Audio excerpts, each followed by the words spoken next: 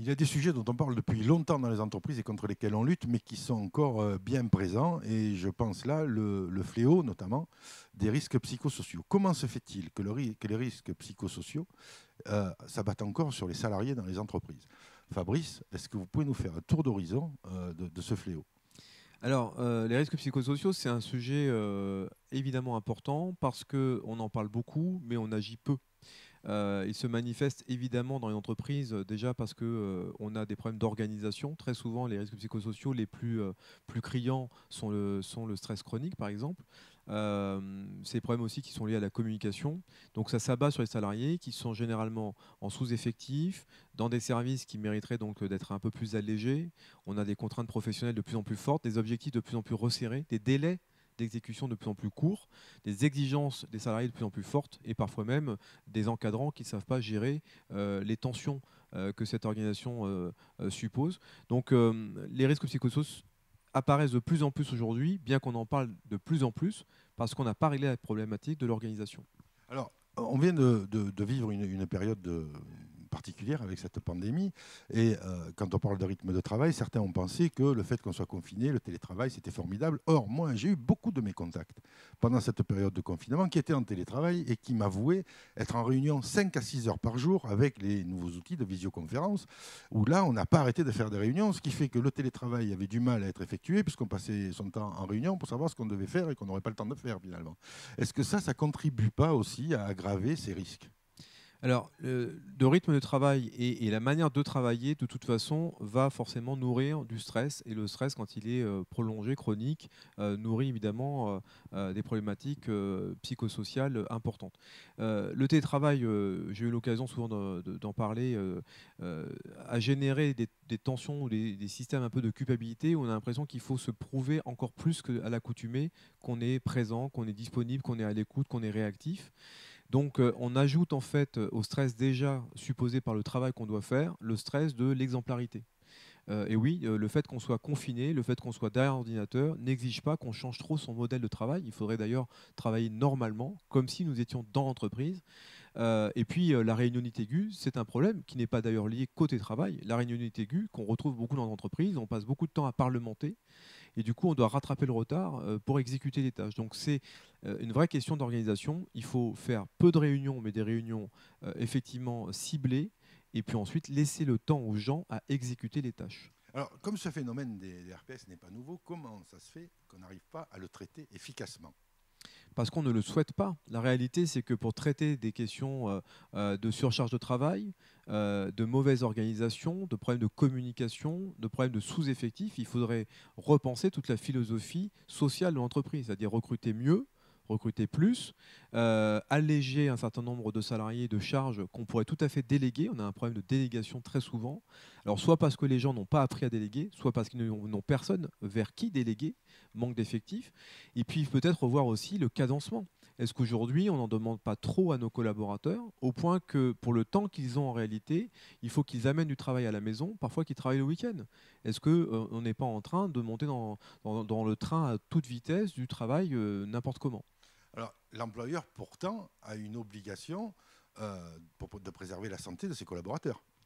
Oui, mais c'est toute la difficulté entre concilier la santé et la productivité. Qu'est-ce qui est meilleur? Est-ce qu'on veut des résultats et de l'argent? Ou est-ce que, et on prend d'ailleurs le chemin d'épuiser nos collaborateurs, ou est-ce qu'on veut vraiment que nos collaborateurs s'épanouissent? Aujourd'hui, il y a pas mal de collaborateurs, quand vous leur demandez comment ils travaillent, comment ils perçoivent leur entreprise, ils ne vous disent pas qu'ils s'épanouissent. Ils vous disent qu'ils exécutent des tâches, que parfois c'est même éreintant, fatigant, démotivant parce qu'ils ne voient plus le bout du tunnel. On devrait penser à l'épanouissement. Si on pense à l'épanouissement et à la productivité, on traitera la question des risques psychosociaux. Parce qu'il n'y a pas d'épanouissement dans l'effort continuel et dans l'épuisement. Alors, j'imagine que le CSE, s'il remplit bien sa mission, il peut faire quelque chose contre cette épidémie. Alors, le CSE, il a un rôle important et social en entreprise. D'abord, il doit faire remarquer que l'épuisement professionnel, ce n'est pas une fable. Qu'une fois qu'on a cassé les salariés, c'est l'assistance publique qui les prend en charge. Finalement, c'est tous les contribuables. Est-ce que ça a un intérêt majeur d'épuiser les gens, un peu comme si vous étiez une denrée et qu'au moment où un produit alimentaire, et une fois que c'est terminé, on vous jette? Donc les CSE doivent rappeler le pacte social, qui est un collaborateur, il a une vie. Cette vie, elle ne peut être remplie pleinement qu'à partir du moment où j'ai la santé. Voilà. Et la santé, c'est quelque chose c'est un capital qui peut s'épuiser. S'il n'y a pas de pause, s'il n'y a pas de repos, s'il n'y a pas de récupération, c'est comme en sport. Vous faites un 100 mètres tout le temps, vous vous épuisez. Vous faites des pauses et des récupérations, vous retrouvez votre capital santé. Donc il faut que les CSE rappellent comment on travaille avec les collaborateurs, on respecte l'écologie des systèmes, on met en place les moyens d'action suffisants et on fait en sorte que les salariés s'épanouissent. Donc le CSE, comme le CHSCT en son temps, puisqu'il en a les prérogatives, on va le rappeler, je pense qu'on ne le rappellera jamais assez, a tout intérêt à recourir à un expert qui va l'aider à détecter les risques psychosociaux, voire même les pathologies et les remèdes pour en sortir. Exactement. D'ailleurs, il y a de plus en plus de CSE qui font appel à des experts en risques psychosociaux pour mener des audits. Alors, c'est des audits qui sont faits en extérieur, de façon anonymisée, très encadrée, de façon à ce que les gens se livrent vraiment. Parce que la difficulté, c'est d'obtenir des salariés des informations de leur réalité, pas des informations qu'ils ont envie de nous donner pour nous faire plaisir.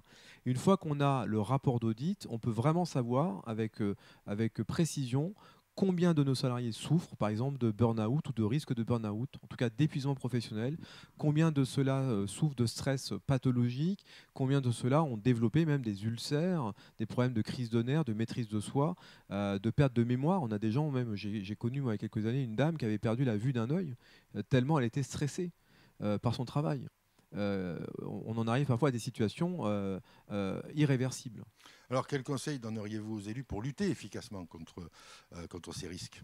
Le premier, c'est de se former aux risques psychosociaux parce qu'on en parle beaucoup des risques psychosociaux. On a du mal à y mettre parfois en face des illustrations très concrètes de la vie professionnelle. C'est quoi le stress chronique ? Comment il se visualise, comment il se manifeste et comment on le combat. Quand on parle de surcharge de travail, ça veut dire quoi la surcharge de travail ? Ça veut dire la gestion du temps, par exemple. Est-ce qu'on est tous formés à comprendre ce qu'est la gestion du temps ?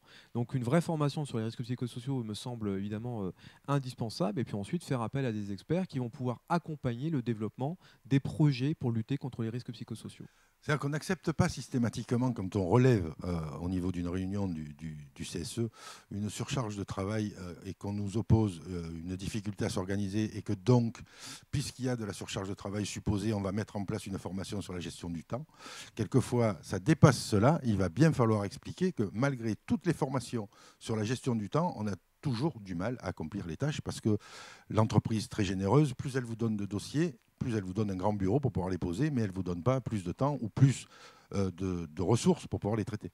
Puis surtout, on a oublié aussi une chose fondamentale, c'est que deux salariés qui auraient le même type de poste ou qui auraient le même type de tâches ne vont pas forcément travailler de la même manière, selon son expérience, selon sa maturité, son autonomie, selon sa formation initiale.